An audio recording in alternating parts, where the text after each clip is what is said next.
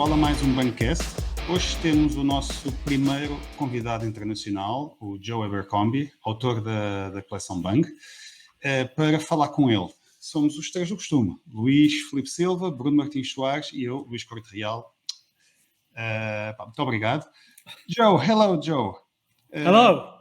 Welcome to BANGCAST. You Hi. are our first international guest.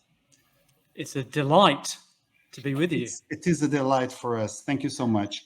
So, do you want to make a small presentation? Who is Joe Ebercomby? Joe Abercrombie is the writer of several seminal classic fantasy novels. The First Law trilogy, I think, is what I'm best known for, which was published 1,000 years ago in 2006. And since then, I've published, I think, 9 novels in that world and 3 others called The Shattered Sea. And the First Law, I think, was translated into Portuguese. And Best Served Cold is out already. Is that right, in Portuguese? Yeah. Yes. But then there have been other books subsequently in English and various other languages.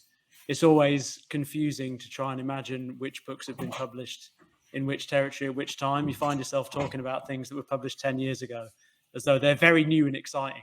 But is it always fantasy? It is always fantasy of kind of somewhat different type. So my first little books, I guess, are in the Game of Thrones mold, roughly speaking: dark, adult, epic, big, heavy, grim, and yet humorous books. And then the Shattered Sea ones are shorter, tighter, kind of slightly more young adulty style, but also fantasy. Yeah. Okay.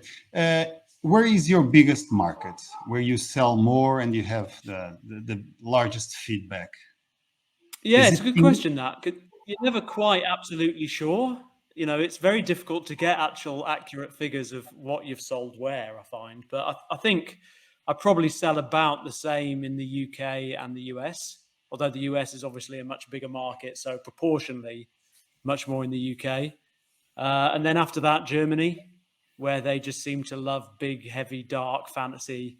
Put a black cover with a sword on it, and they lap it up over there. And then all kinds of other places like Russia, Spain, I do pretty well. And then all sorts of other markets across Europe, I guess. But how about Asia? I am published in China, but I don't think I've sold kind of huge quantities of books there. It's obviously a very different sort of market. Japan, for some reason, have very specific tastes that are quite hard to predict. They take some things, not other things. So I've never been published there. So yeah, China I'm published, but not in huge numbers, I don't think. Okay. Sales-wise. How do you see the publishing world nowadays and the writing world as a profession? Because it's changing a lot, isn't it? I think it kind of it is and it isn't, in a way. I mean, I think it's certainly changing for new writers. You know, when I first got into the business, self-publishing meant printing 1,000 copies of a book and then hiring a rep to take them to bookshops. You know, it's pretty much impossible to do that. Now, of course, there's a whole ecosystem of self-publishing, at least in the English-speaking world, that is a totally valid and reasonable way for writers to go. And fantasy itself seems to be a lot more varied and diverse than it was even 10 years ago, certainly 20 years ago, 30 years ago, when as a kid I was reading a lot of fantasy. It was felt much more kind of limited market, very focused on the Tolkien-esque kind of epic fantasy. Now it just feels like there's a whole range of different, styles out there that are very successful, all sorts of different authors, and feels like a very vibrant and vivid kind of world to be working in. I mean, I think you'd probably know better than me, but it still feels as though the publishing world is very Anglophone. You know, it's set up for foreign publishers, as I would say, are, very well set up and attuned to whatever's going on in the English-speaking world. They have great translators. They have the ecosystem there to kind of look for English books that are interesting and bring them over and translate them quickly. Whereas the English-speaking world is still, I think, pretty slow to cotton on to interesting things that are going on elsewhere in Europe and further afield. But even then, that's starting, I think, to open up a bit more. I think publishers here are a little bit more open now to look for things and look for translators to bring works from outside into English. So it's a good time. It's an exciting time, I think, to be a fantasy reader and hopefully a writer. Luis, do you want to start?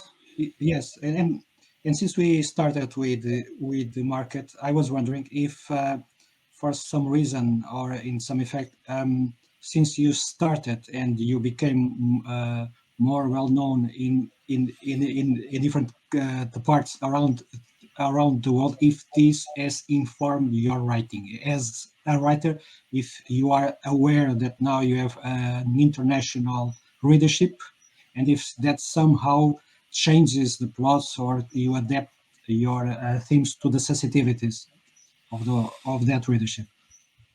I mean, I don't feel that it makes a huge difference. I'm obviously very glad that it's read by anyone, let alone people in kind of far-flung places who are reading it in different languages and different alphabets even. You know, that's always exciting to see copies in a different alphabet come through the door, you know, and think of people reading it who are, you know, so different in such different cultures. That's exciting. And I think there's a certain weight that comes with knowing you have readers to a certain degree. I mean, when I started writing, my first trilogy was written just for my own amusement in the middle of the night, really, never expecting anyone would like it. And when I wrote my fourth book, Best of Cold, that was under a very different set of circumstances. You know, that was with a publisher, with a deal, with a couple of books out and some readers out there. And that certainly made a difference, feeling there were people out there. I think it makes it a bit harder in a way. You're more likely to second guess yourself. You're more likely to worry about what people will think, perhaps. But I think you've got to kind of resist that if you can as a writer. You've got to try and entertain yourself, because in the end, your own taste is the only thing you can rely on. You can't ever really guess what readers will like or respond to. Yeah. And whatever you write, there'll always be someone who hates it and someone who loves it. And so it's interesting to listen to opinions, and it's nice to have people who are positive about what you do, but you can't get too sidetracked by, you know, any one voice, however noisy they may be. You have to try and stay true to the vision, if you like. Do you suffer pressure from your publisher to write this or write that, or to avoid this or avoid that? I mean, my Portuguese publisher is very difficult to deal with. Terrible people. I don't know how I stand it. I know. Sorry. We agree.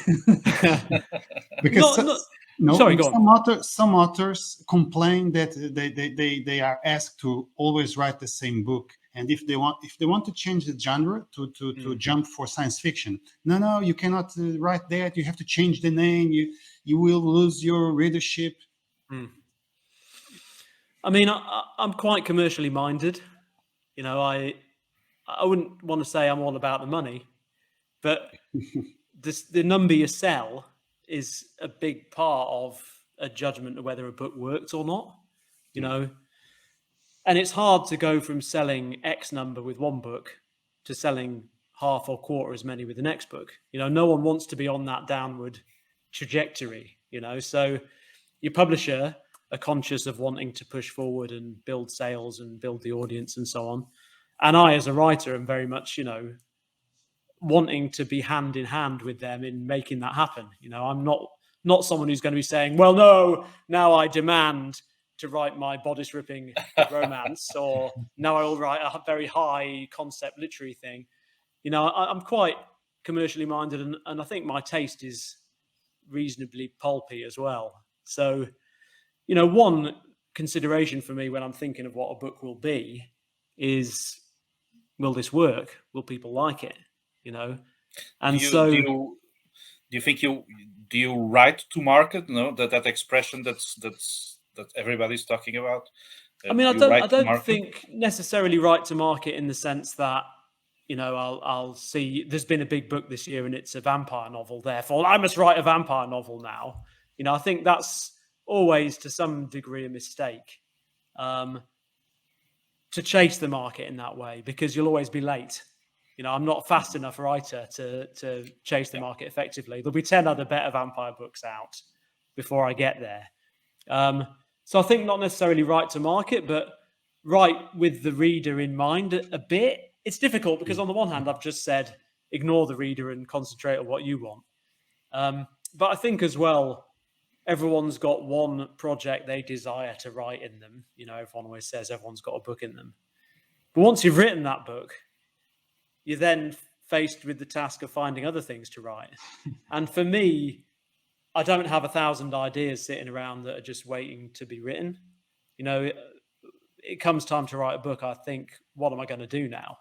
And I work up an idea, and it's part of that idea will be what will work, what's interesting, what's effective for the story. And so I've never had an argument with the publisher along the lines of they want to push me to do something commercial and I'm resisting, because I'm quite happy to be pushed in a at least reasonably commercial direction, and perhaps people feel there's a tension between the commercial aspect and the creative aspect. I kind of don't see it that way.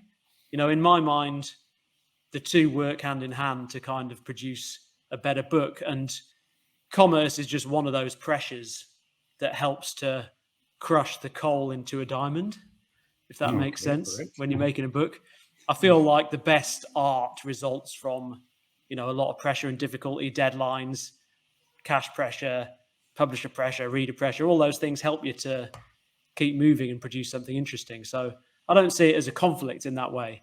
I think it's a good thing to keep all of these things in mind. Okay, great. One thing that I feel is that one important aspect of at least the work that I have seen, but because I haven't seen yet the Shattered to see books, but I think that even those in the descriptions that I have read, that you also take this key approach, which is to develop very well-founded, very well-rounded the characters and then link them to the story and the world in which they play an important role, and you follow them along that road.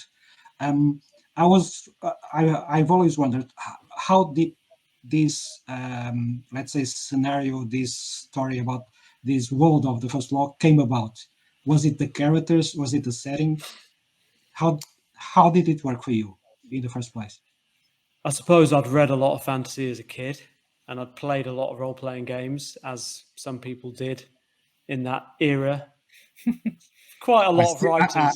I still do. I still play the role-playing games. Yeah, I mean, quite a lot of writers that I know have a few funny-shaped dice sitting around in a drawer somewhere, I'm sure. Yeah. And, so...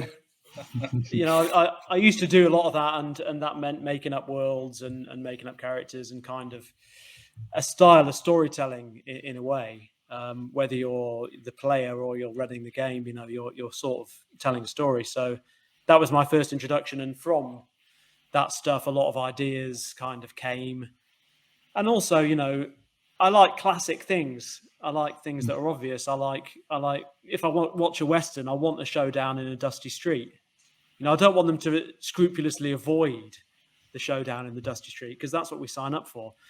And so likewise with the fantasy, I want a wizard and I want a magic tower. I want to see some of that stuff. Maybe something new is done with it.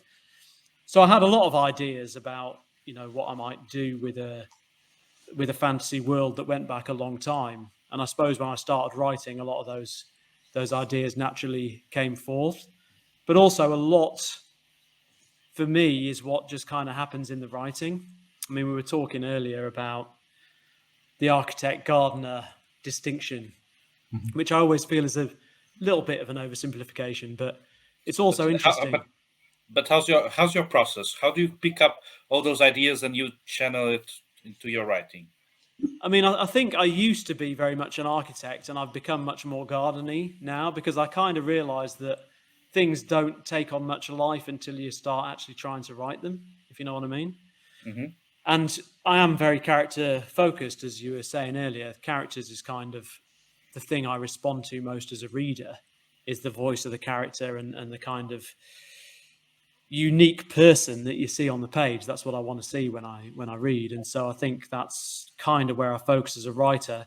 And to begin with, when I started, that was almost instinctive. It wasn't a considered approach. It was just the way things developed, to kind of give each character their own voice and change the style of writing according to the person I was writing from the point of view of. And that just sort of developed as I went. And the more I wrote, the more kind of distinct and defined the characters became. You know, there was a big process of trial and error and a lot of revision, and I'd see what worked and what didn't work, and then I'd chop out what didn't work and I'd focus on what did until the voices became more and more defined. And I suppose that's kind of what I still do now. You know, I start writing the book deliberately before I'm ready, if that makes sense. Before the plan is very defined, I like to start writing some of it so I can get a feel for what the characters feel like on the page, how they talk and how they think, and how the people develop on the page then informs the planning as I kind of go forward through the book. And obviously, for me, it's not till I get to the end of a first draft that I feel like I know what the book is and what I'm doing.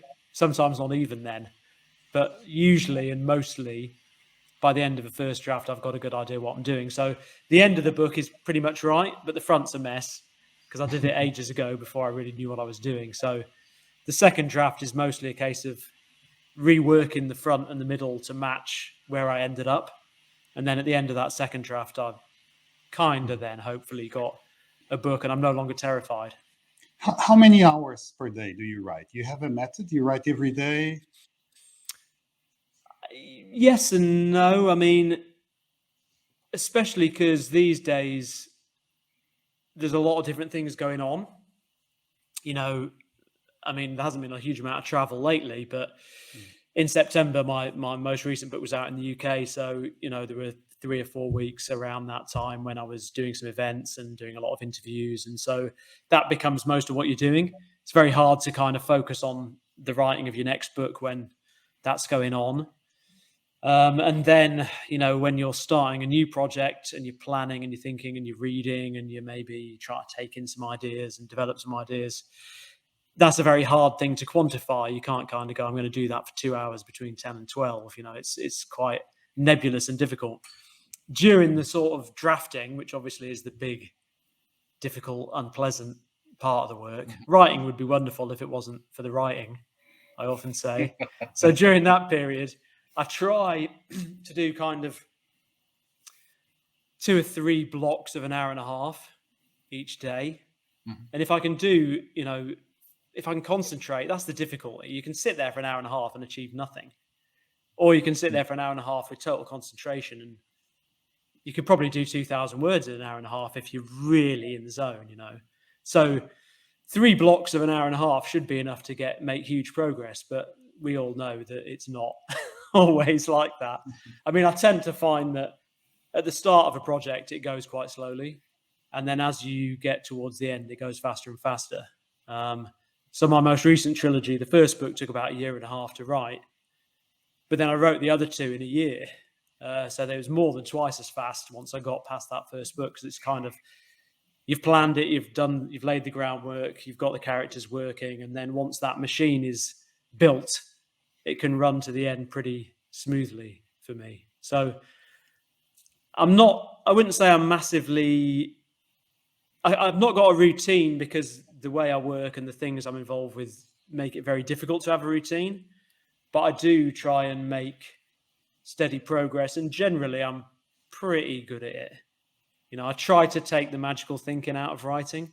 I think there's this temptation for amateurs, there's a temptation to think of writing as something magic and special, you know, that requires some, only with my magic pen behind my ear, my special pen, can I make progress? You know, only on my special kind of pad. I must have my special pad. People often ask you, what pad do you use? What word processor?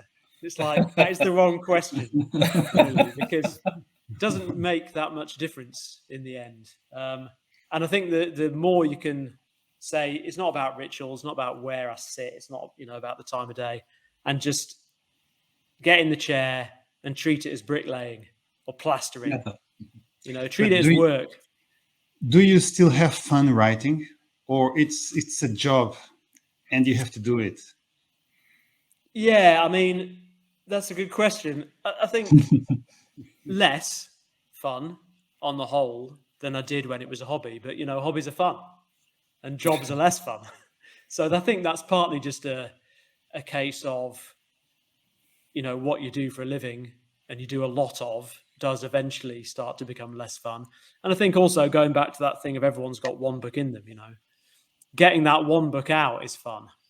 Mm-hmm. But then often reaching a bit further for ideas and having to push yourself onto new ground is tougher and asks harder questions.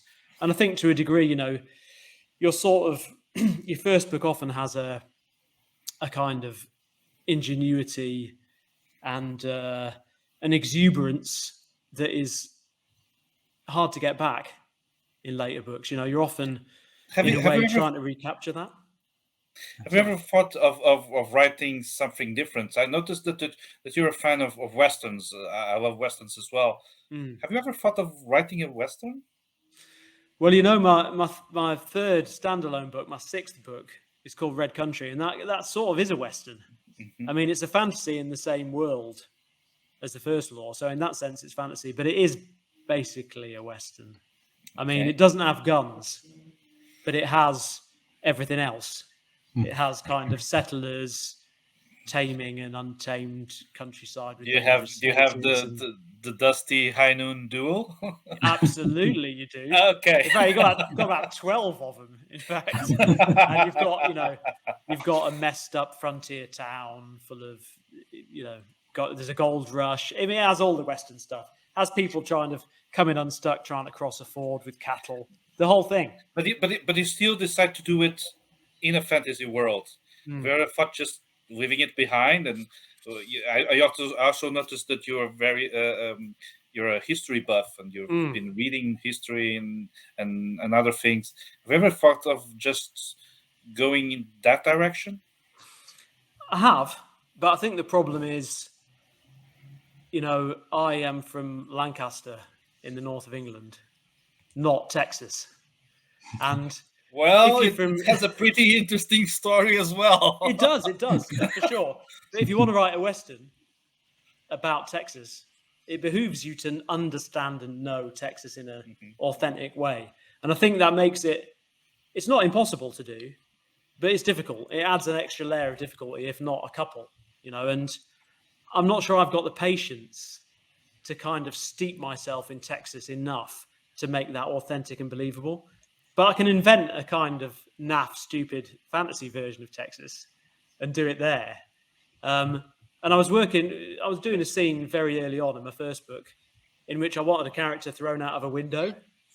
And I spent a lot of time on Wikipedia trying to work out what kind of windows they would have had in the 15th century and whether you could throw someone through one. How much lead would there be? Would they just bounce off? Would they shatter? And then it suddenly occurred to me, it's a fantasy novel. I can have any kind of window I like. I can have the window that explodes in the most impressive way.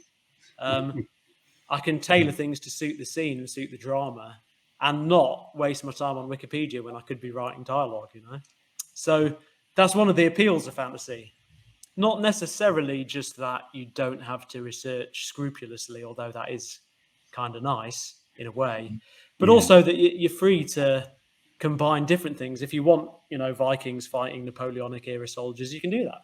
And who doesn't want to do that? So that's the thing. Fantasy is probably the genre that gives you more freedom and where creativity has no limits. Yeah. But don't you think that maybe things are changing, but there are some rules and there's some copycat, and for several decades, everybody was writing the same. I mean, up to a point, certainly. There's always been interesting, weird things in the corners, for sure. I mean, there's always been interesting stuff out there. But it certainly felt like in the kind of 80s and early 90s when I was reading a lot of fantasy and playing a lot of games, it felt like a lot of what I was running into, which was the sort of commercial core of the genre, was a little bit predictable, a little bit morally simple, a little bit in the shadow of Tolkien, you know. Yeah. And so, you know, that was one reason I kind of got a bit tired of the genre and started reading other things at that time. So it's good that it does feel like there's a lot of other stuff. I mean, some people complain that, you know, the genre has become very dark and cynical in kind of reaction to that very shiny, heroic stuff that was around in the 80s and 90s. Things have swung the other way with, you know, perhaps Game of Thrones leading the way somewhat of that charge. Yeah, that's and what everything's become. I was going to ask you. Do you think there's a before George Martin and after George Martin in the fantasy genre? I mean, I think there is a bit, but you can kind of overstate that. I mean, after all, you know, Lord of the Rings is quite dark in its own way. It's a lot darker than people kind of give it credit for. You know, it's quite tragic. It's quite bittersweet. Has some nasty stuff in it as well, although it's not dwelt on in quite the same way. So, and, you know, fantasy grows out of Norse myth and Greek myth, and they're as dark and bloody and fatalistic as you can ever ask for. And, you know, a lot of things like Conan or Elric, a lot of sword and sorcery, is all quite gritty and dark and has these cynical, morally ambiguous characters who are not at all heroic. I mean, Fafnir and the Grey Mouse, say, they're not heroes, really. I mean, they're barely even anti-heroes. And Elric, likewise, you know, a lot of Moorcock stuff. We publish all those. Absolutely. Well, that's a free plug for them. Yeah, thank you. Yeah, I mean, all sort of favourites and all big influences. So I think it's always been there. There was just this period in the 80s and 90s when there was this big commercial boom in fantasy for sure, and you know, it was great for the genre in that sense. But things did become a little one-noted, perhaps. And now there's been the pendulum swings the other way, and you know, Game of Thrones is hugely popular, and for me, a huge inspiration in the way that it, you know. Why do you think that this darker stuff is so attractive to people? Because you also write really dark things, right? Why do you think people like this darker stuff? I think for a whole range of different reasons. I mean, I suppose I look at fantasy, and we were talking about Westerns earlier. You know, I think about the development of Westerns a little bit, because Westerns, you know, started with quite white hat, black hat, more morally simple stuff. You know, in the John Ford classics with the big scenery and the small characters, perhaps. And then spaghetti westerns appeared and suddenly had this much grittier, sweatier, kind of much more close-up, grungy aesthetic, you know, which was still very much... There's a love for westerns in there, but it's trying to do something new with westerns. And then in the modern era, there's this kind of revisionist western like Unforgiven, I think of as the classic example, where it sounds exactly like a traditional western, but the treatment and the material is totally different. You know, and there's a comment being made about why the traditional western is the way it is. And so I think fantasy's gone along a similar path in a way, you know, and there's been this period of much grungier stuff, and now we're in a period of kind of reinterpretation and subversion and people looking at why the stories are the way they are. I suppose I wanted to write a kind of fantasy Unforgiven was what I wanted to do. An Unforgiven version of Lord of the Rings. That was sort of... Okay. Would you say that you have heroes in your stories? Because I was, now that we're talking about this, I was trying to identify any of them. But honestly, all of them are kind of involved in some kind of Machiavellic scheming, or at least they are being drawn by it. Without any power. So maybe in the kind of skewed, distorted way, you have heroes, but they are heroes who need to survive in that world. So it's the world, right, who makes them the kind of heroes that we are not used to. Also because the world is not as innocent as the other fantasy makes us believe. Yeah, I mean, I think that's certainly one part of it. I mean, I think it's interesting because people often talk about Game of Thrones having very morally grey characters. But I think Eddard Stark is as much of a pure good guy, really, as you're going to see. He's as much so as Aragorn, but he's in a world that is much more complicated and difficult to judge what is the right thing to do. So he's constantly faced with these lose-lose choices where the right thing is very hard to tell. And so I find that interesting. But also I think from my point of view, there certainly are heroes in my books, I would say, but they're not heroes all the time, and they're not heroes in every way. So a character like Aragorn is pretty much heroic across the board. He has good motives, he behaves in a good way, and he achieves good outcomes.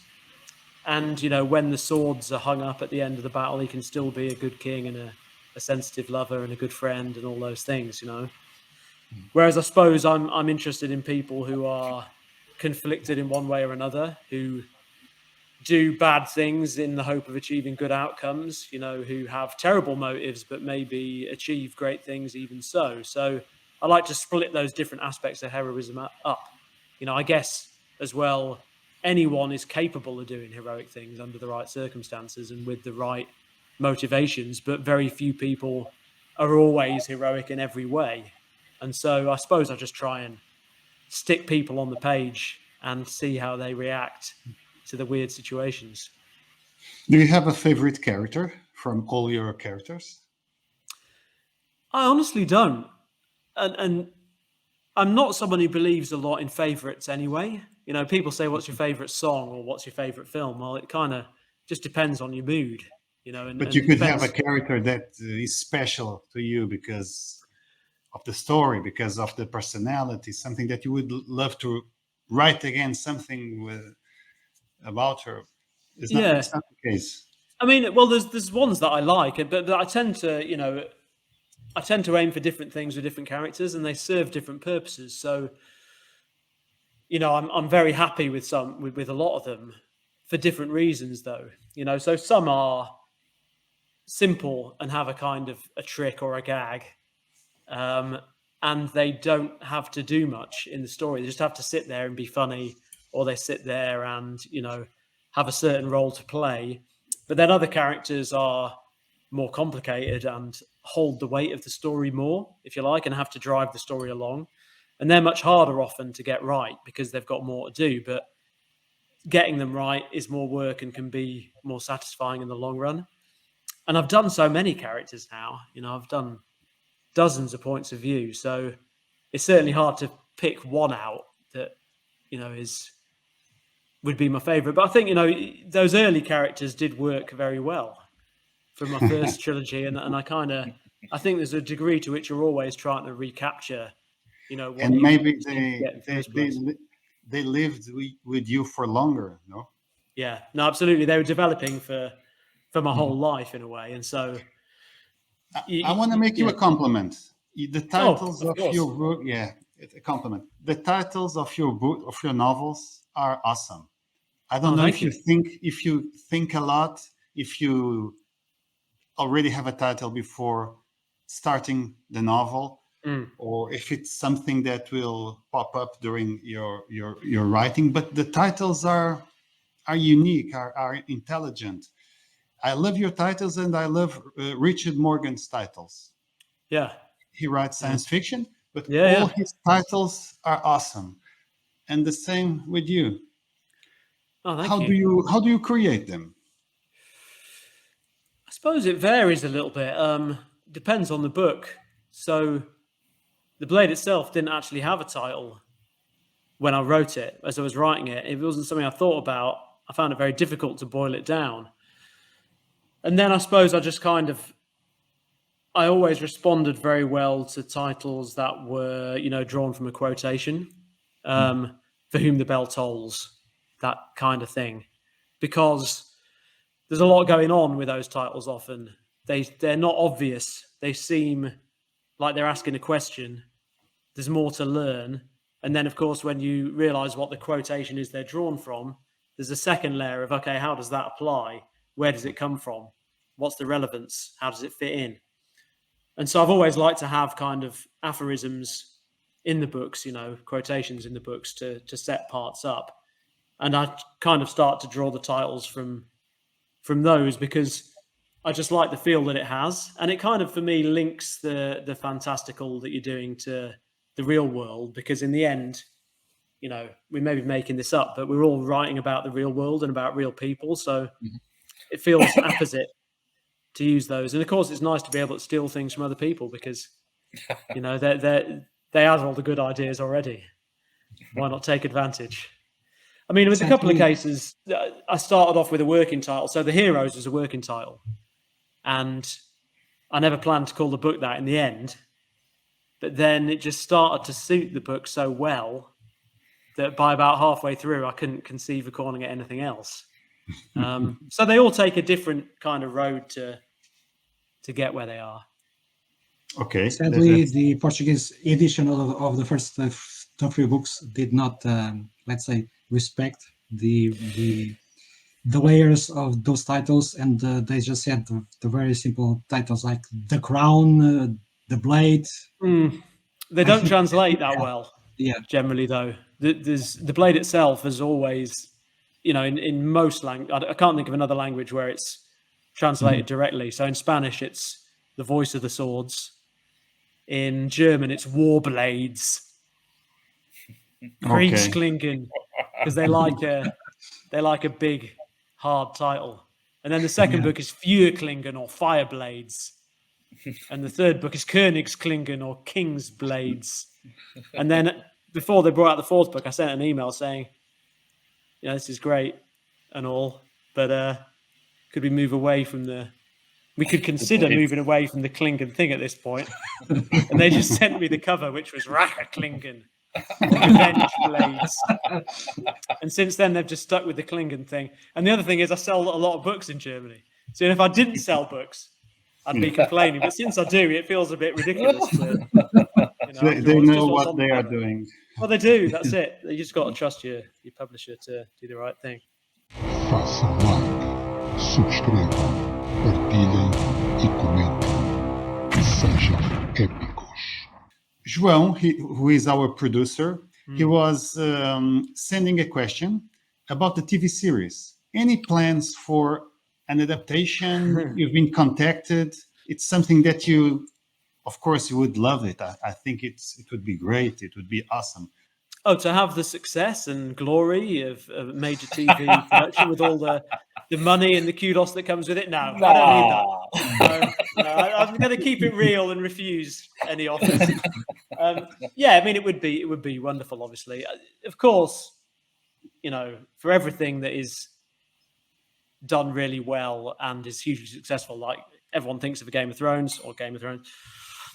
There are many that don't work quite so well, you know, and so it's not always a path to glory. And I think in publishing, there's this sense of when's the film, when's the TV series? You know, you've not really arrived until you've got that adaptation. And for a lot of people, it doesn't necessarily make the giant difference that you might imagine or you might hope for.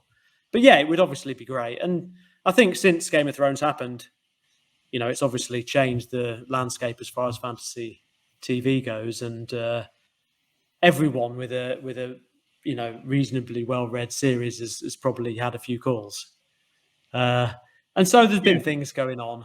But your books have what is needed, because some of the adaptations are from books that I couldn't see how they would produce something good. The books were not very good, I think. And you have good characters. You have a good world.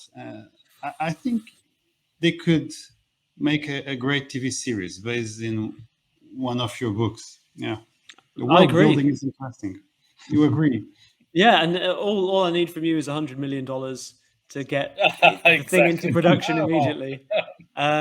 There's stuff going on, but the problem, what I've learned is that, you know, there's just no point talking about it or announcing anything until the cameras are rolling, because until then it's all just breath. And The Witcher will be out the second season in a few days. Yeah, tomorrow. Yes. We also publish. No, sorry. Tomorrow, the day we're recording, actually, it's the 16th. It's December 16th. It's coming out December 17th.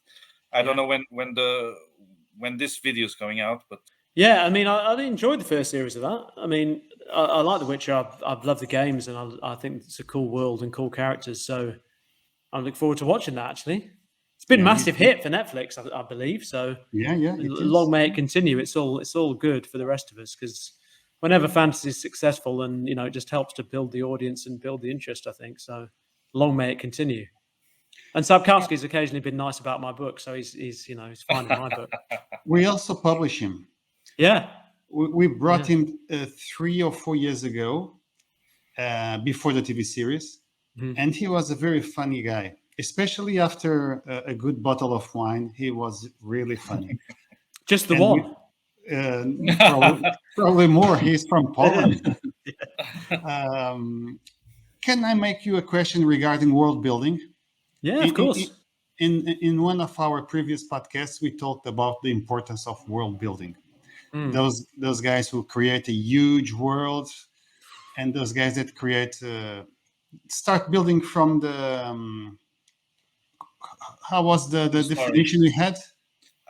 The narrow world building. Narrow world building. You just use what you need. Yeah. I mean, I'm more on the narrow side, given the choice. Start with the experience of the characters. That's what I want to do. That's what I want to read. I'm not really... Well, look, there's no one recipe, is there? Every writer has their own way of approaching it, and that's what makes books exciting. And every reader has a different profile of taste, and that's what is so great about reading and writing, is the way that the taste of the reader and the approaches of the writer dovetail together. But for me, I tend not to be that interested in setting. Setting on its own is of no interest to me, whereas characters on their own can be fascinating. 2 people in a room talking can be fascinating. The room without anyone in it is never going to be that interesting, really. So to me, the world's secondary, and when a world is most interesting for me, it's when it affects the characters and the people. It's the effect it has on them, and the effect their kind of cultural background has on their interactions with each other. So world building that I'm interested in is, what is the culture of these people, and how does that affect who they are? And I want the reader to experience the world through their eyes. And so what's normal and everyday to a character is almost something that should pass without comment. I'd much rather feel disorientated and like I don't really understand what's going on than to have background dumped on me so that it locates me very clearly in the world. I want to follow the person and their journey. And then perhaps when a new character comes to a place, when a character who's never been to that place before encounters it for the first time, that's the time you can kind of dig in a little bit and see it with new eyes and kind of, describe things as someone who's totally new to the place would see them. A barbarian who comes to the civilized center of society, for example, is a nice way to kind of talk about that society. But for someone who's rooted in that place, it just seems very weird and unnatural to try and, explain laboriously, who's the king of this place or that place and what wars are going on. So I try to to world build as little as I can, and to do what world building I do kind of by stealth in the background. Okay. So you have an opinion on maps on fantasy books? I have less opinion than I seem to have a reputation for having a huge opinion. Just because I didn't have one in the first law, and I think that was seen as a act of great rebellion at the time, or a little bit. But really, it was my publisher's decision more than mine in a way. My editor at the time, or the kind of senior editor, he just didn't like the idea of maps. He didn't like the whole thing. He felt that maps get stuck in a book just because people expect them to have one, and it's almost just an advertisement saying, here's that sort of book you like that has a map in it, and this is one of those, rather than being there because it's actually adding something. Mm-hmm. And from my own point of view, we were talking about close up and wide shot. I feel like epic fantasy had become very wide shot.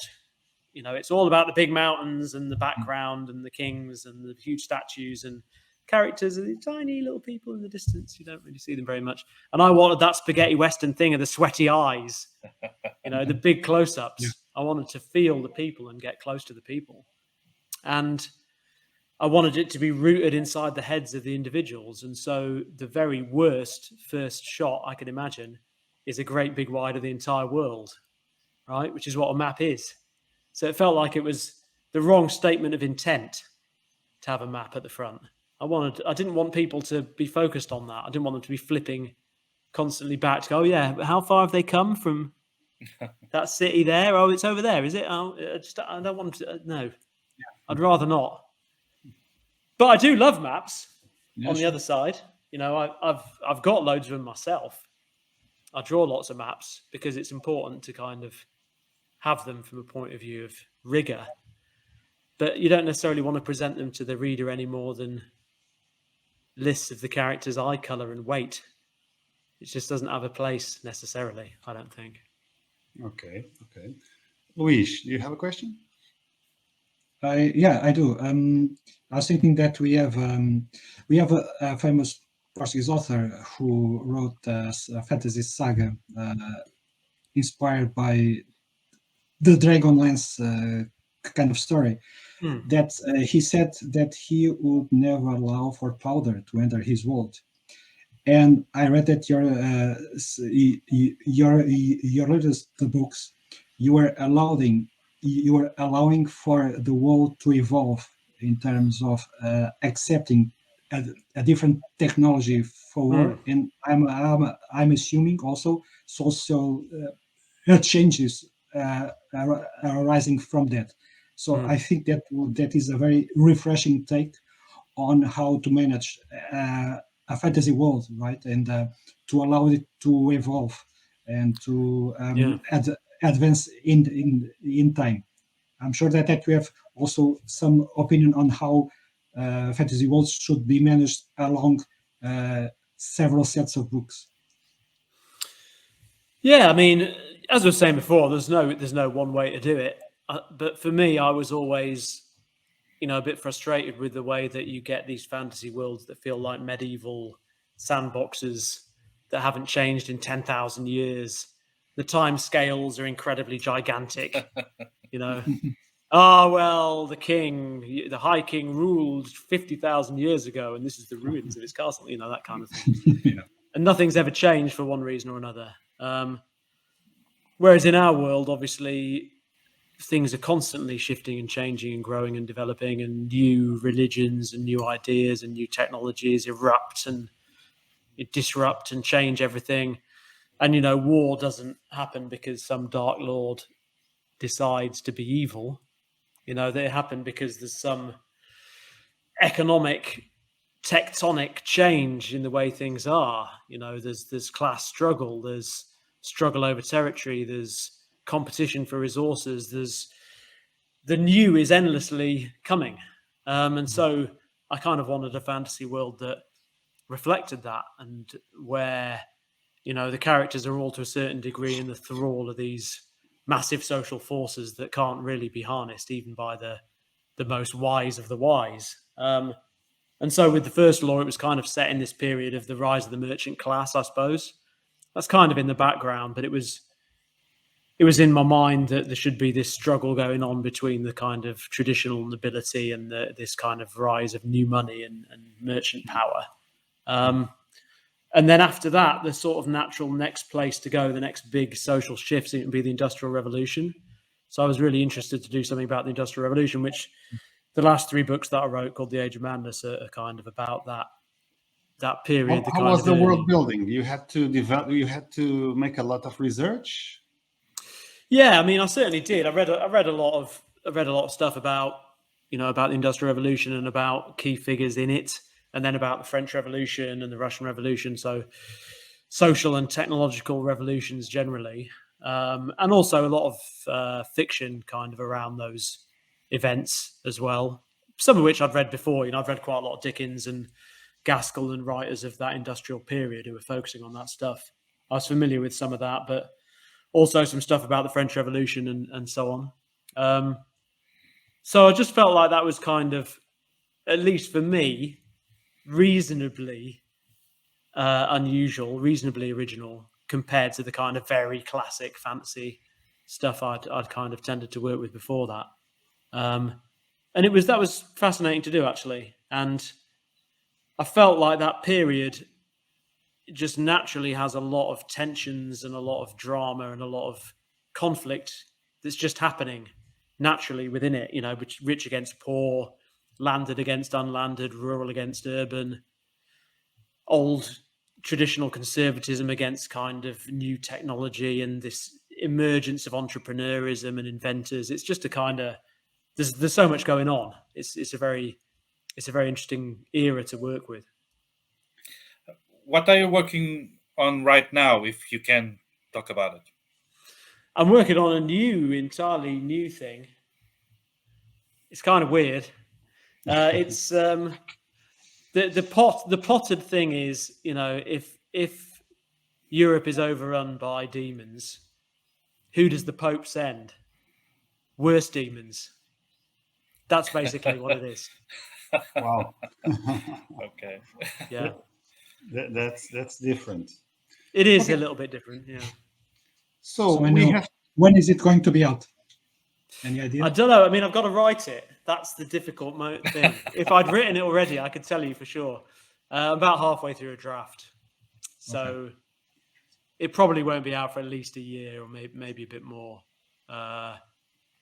It's scheduled for a long time after that because I made sure the contract stipulated years in advance, and then I can deliver early and everyone will be delighted. Better that than to predict it's coming out next year and then let everyone down. Okay, Joe, we tried to bring you last year for our festival. Then the COVID came. We had to cancel it. And this year you are going to be at Comic-Con, and the COVID didn't allow it again. I know. I hope that next year we can finally bring you to Lisbon. Yeah. To have some fun. That'd be brilliant. I'd love to visit talk with your Portuguese readers. Yeah, absolutely. And to talk about your new novel, because I'm pretty sure you'll have something out. Hopefully. Where will Joe Ebercomby be in 10 years? He's still alive, I'm pretty sure, but hopefully. You wrote 10 more fantasy novels? You did something different? This is always the difficulty, isn't it? And this is the thing I didn't realize until I was writing my third book. Because everyone has this one story in them, you never really think past that. You don't think, what's my 16th book going to be? You just keep going. And so I don't know how many more I've got in me. You just keep writing one at a time. But I'm doing some various other bits and pieces outside of books. Doing some kind of film and TV stuff, some based on my own books, some based on other people's. I've ended up dabbling in that sphere. So hopefully I'll continue to do that as well. And maybe one day one of those will end up actually getting made, which would be amazing. Can you imagine? Yeah. So in 10 years, hopefully I'll be doing both, writing books, collecting Oscars, Emmys, being voted Europe's most handsome man. All of these and more are possible. The sky's really the limit. Okay, I hope so. Yep. We'll vote for you as the most handsome man. Thank you. Well, that's 3 votes already. How many do I need? Yeah. So I don't know. 120 million more. I should be there. Yeah. Okay, Joe. Thank you so much for being here. Best of luck with your books and your new projects. And let's try to meet personally next year and make a live podcast with you in Lisbon. Okay? It'd be lovely. Look forward to it. Thanks for having me. Thank you so much, Joe. Thank you so much, Joe. Bye-bye.